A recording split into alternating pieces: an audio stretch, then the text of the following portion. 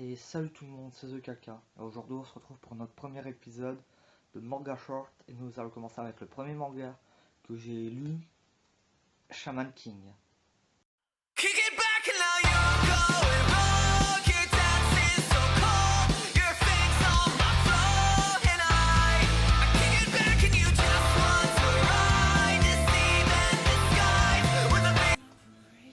Shaman King est un manga qui a été créé par Hiroyuki Takei en 1998, dont le dernier tome, et 32e, est sorti en 2004 pour la version japonaise.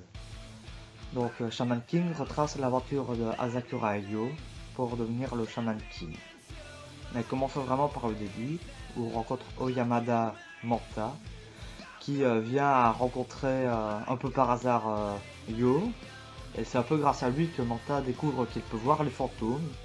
Évidemment ça choque, mais après quelques petites histoires dans Thomas, est-ce que je viens, est-ce que je viens pas, finalement Manta décide d'accompagner Yo pour devenir le Shaman King, en passant d'abord par le Shaman Fight.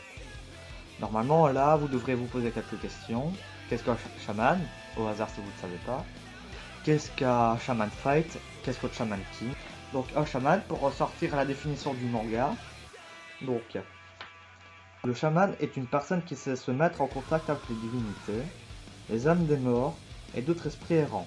Mais surtout, il peut utiliser la force de ces esprits pour accomplir des actes incroyables.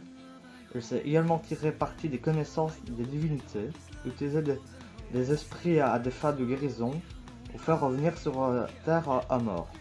Bien entendu, le don de chamanisme est réservé à une élite. C'est aussi la raison pour laquelle ces individus sont très respectés dans la société. Quoi? Donc en gros, un chaman c'est quelqu'un qui peut communiquer avec les morts et si besoin a la capacité de fusionner avec eux.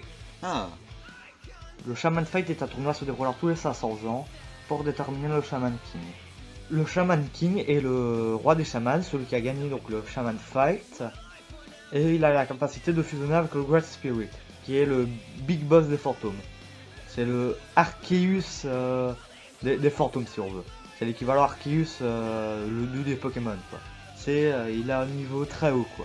Mais revenons-en au manga lui-même. Quelles sont les conditions pour participer au Shaman Fight? Donc déjà, première condition, un fantôme. Ça peut être d'un humain, comme celui de Yo. Ça peut être celui d'un animal. Enfin, tant que c'est un fantôme quoi. Et peu importe si c'est un animal, un humain, peu importe. Tant qu'il a un fantôme, c'est bon. Avoir aussi une cloche de l'oracle. Pour ça, pour l'avoir, il faut déjà remplir la condition précédente. Et aussi, qu'il y a des organisateurs du Shaman Fight viennent à vous et vous mettent au défi. Ne serait-ce que le toucher une fois et vous gagnez une cloche de l'oracle. Évidemment, Yo réussit à avoir. Et ensuite, dès qu'on a donc la cloche de l'oracle, on va faire 3 combats contre 3 autres chamans. Et sur ces 3 combats, au moins gagner 2 fois. Yo gagne son premier combat contre Oro, un surfeur de glace. Le deuxième match, il le perd contre Faust8, qui est selon moi le meilleur personnage du manga, qui a en tout cas le meilleur background. Et enfin, son match nul contre Ren, qui est compté comme une égalité, donc une victoire pour les deux. Donc Yo, évidemment, la première condition remplie avec Amidamaru. Puis la deuxième condition, je viens de la dire. Et la troisième également, avec son match nul, sa victoire et malgré sa défaite. Maintenant qu'il participe au Shaman Fight, il doit s'y rendre. Au début, on peut se dire, ouais, on le voit dans un avion créé par les organisateurs. Mais en fait, ce n'était pas c'était juste pour se rendre sur le continent où ça se passe, à savoir l'Amérique. Mais sinon, après, ils doivent s'y rendre par leurs propres moyens. Ça, c'est le dernier gros test. Évidemment, Yo est accompagné de différents amis. Donc, il y a Ren, où il est passé du côté des gentils. Alors qu'avant, il voulait absolument battre Yo, un peu comme Vegeta, quoi. C'est un peu le Vegeta de ce manga, si on veut. Il est accompagné de Oro, de Ryu, qui est un type, c'est un loser, hein, qui est là principalement pour les blagues. Il perd assez souvent ses cheveux, parce que voilà. Et il cherche aussi, comme il dit, sa best place. Il est aussi accompagné de aussi Lizard, c'est un type qu'ils ont rencontré durant le voyage, qui dit vouloir se venger de Ao. Je ne dirai rien de plus pour le moment sur qui est Ao.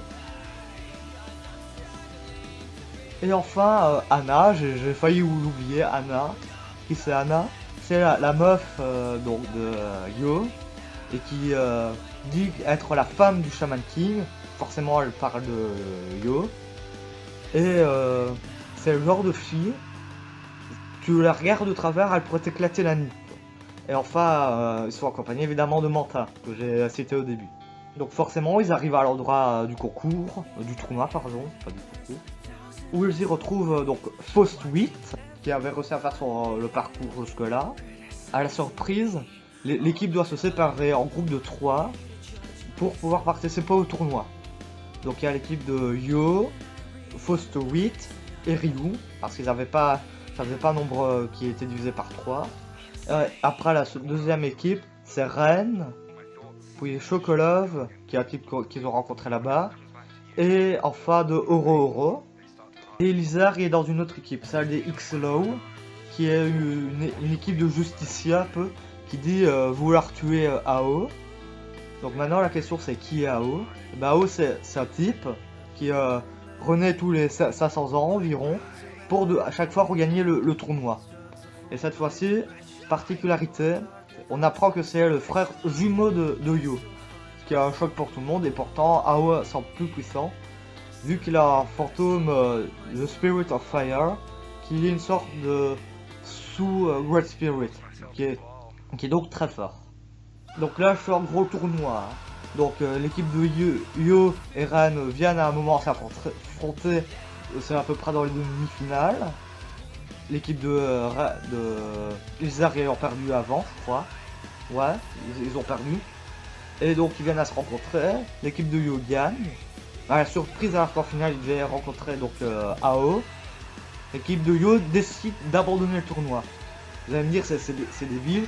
Surtout que Yo disait qu'il voulait devenir un Shaman King pour être tranquille. Et bah finalement, il abandonne le tournoi pour justement pouvoir aller tuer Ao durant son avènement, quand il est le moins près possible, quoi. Et donc, pour s'y rendre, ils doivent absolument aller dans la zone d'avènement du Shaman King, qui est un peu là où se déroule normalement la finale. Et donc, en se rendant donc à la salle où se situe Ao, ils doivent aller combattre tous les organisateurs. Et donc, évidemment, ils y arrivent. Et là, ils perdent quand même certains membres, dont Faust, qui est à ce moment la plus belle mort du manga, qui après avoir manqué d'énergie ou d'oversoul comme on dit, c'est un peu le Ki version Shaman King, où il pouvait ressusciter, mais comme il n'avait plus assez d'énergie, bah, il s'est décidé à combattre et il est mort suite au combat. Alors la suite, le combat contre Ao. Alors, et ben en version française on n'a pas. Pourquoi? Parce qu'en fait, le manga perd en popularité de manière générale, parce qu'il sortait sur le Shonen Jump, qui est un magazine de manga, et donc ceux qui dirigeaient un peu justement le magazine ont dit « Et Coco, tu te dépêches de finir ton manga », du coup il a dû finir un peu précipitamment son manga, et donc dans la version originale, il n'y a pas de véritable fin. Mais il y a une réédition qui n'est hélas jamais sortie en français, qui n'existe qu'en japonais, où c'est en 25 tomes et il y a une version où il y a le combat évidemment contre Ao. Maintenant les points positifs, déjà le personnage de Faust 8. Donc Faust 8 est un personnage qui s'inspire de Faust, qui est un personnage qui avait été créé il y a quelques siècles de cela, où il avait tenté, c'était un nécromancien si je ne dis pas d'erreur, qui avait tenté d'invoquer le diable qui a réussi à être plus puissant et donc à le tuer. Évidemment ils ont remis un peu à la sauce manga pour Shaman King pour le personnage, mais ça collait. Ou c'était durant Shaman Fight qui avait tenté d'invoquer le diable. Donc après Faust 8 c'est un personnage allemand qui vient d'une famille de médecins qu'un peu tout le monde détestait à ce moment là. Et l'état tombe amoureux d'une fille. Donc le personnage de Faust 8 est un personnage c'est plus intéressant car il a une meilleure, je crois que c'est celui qui a la meilleure histoire, car il vient d'une famille allemande, la famille des Faust, qui était considérée comme haïe par tout le monde en fait. Et c'était une famille de médecins assez réputée quand même. Et il avait rencontré une fille dont il était tombé amoureux et s'était mis en tête de la soigner car elle était atteinte d'une maladie incurable. Finalement il réussit à le faire et il décide de créer une petite infirmerie pharmacie pour soigner les gens. Malencontreusement, leur cambriolage ça tourne un peu mal et les cambrioleurs viennent à tuer donc la femme. Et Faust s'est mis en tête de devenir le Shaman King pour justement la faire renaître. Finalement, il mourira avant de pouvoir réaliser son vœu, mais au moins dans ce sens-là, il se rapproche de celle qu'il aimait, et ce pour toujours. L'autre point, c'est au niveau du méchant, du grand méchant, par rapport à par exemple Dragon Ball, où il y a beaucoup d'ennemis de grands méchants comme Cell, Freezer, Broly, etc., etc. Là, il se concentre sur un seul méchant. Et après, c'est juste des sous-boss, quoi, qui sont parfois un peu anecdotiques, pardon. Mais sinon, il se concentre sur un personnage, un grand méchant. Et ça fait assez intéressant, comme ça, il se perd pas avec 12 000 méchants. Il y a certaines couvertures aussi qui sont magnifiques. Je ferai le top 3 en fin de vidéo. Déjà, point négatif, bah, la non-fin de la version française. J'aurais bien voulu savoir à la fin. Il y a vaguement un truc à la fin qui se passe après justement le Shaman King, mais on ne sait pas exactement quoi ou qu'est-ce. On sait juste qu'il y a quelques survivants, mais sans plus.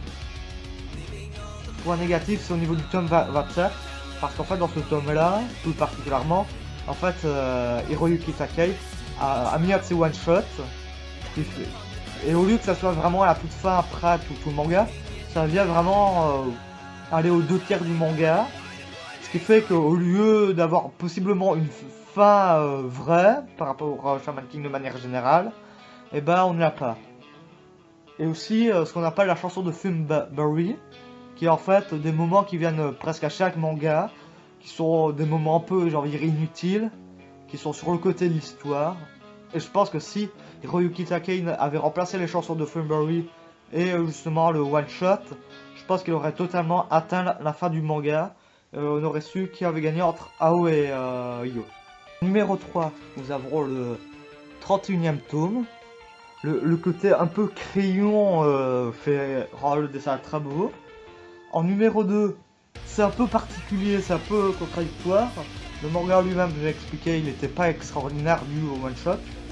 Le tome 27, ce côté noir et blanc qui montre Ao ou Yo, j'ai un peu difficile à le différencier, rend le côté très beau.